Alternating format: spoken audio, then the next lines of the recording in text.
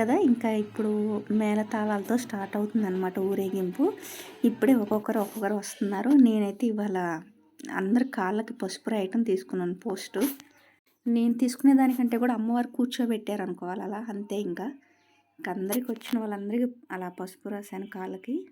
అందరు వేసుకోబాకండి వాట్సాప్లో శారీ కట్టుకోవచ్చు కదా అని.